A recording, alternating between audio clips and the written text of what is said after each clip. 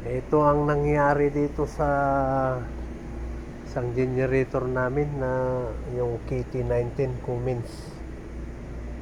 Yung tubig humalo sa langis. Ito ang nangyari. Tanggal na namin ng piston niya. Oh. Grabe naman. Oh. Nag-overheat ito. Pati yung piston ay connecting rod bearing niya. Oh. Grabe naman.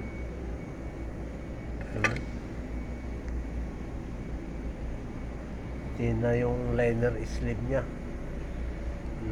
Sa loob. Wala na. General overhaul na to. Dito nang kaya humalo yung tubig sa langis. Ito ang dahilan. Yung pinaka-o-ring ng sleeve liner. Yung liner niya. May o-ring kasi ito. Yan.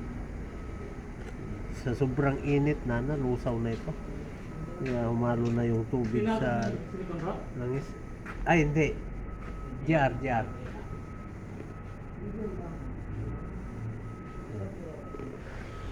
Ginukot na lang namin, no? Pero ipupull out din namin ito pag dumating yung spare parts siya. Lahat ng liner, may tama.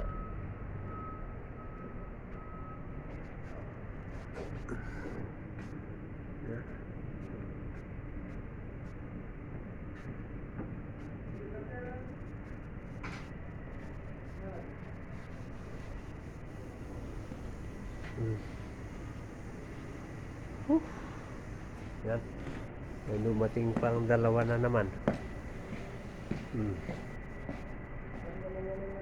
Dalawang dumating na naman. Puro PI generator. Ito 169 kVA naman.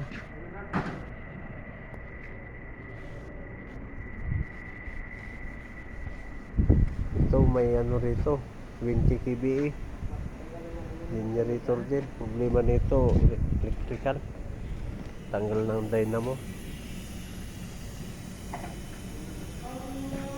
Oy, sala.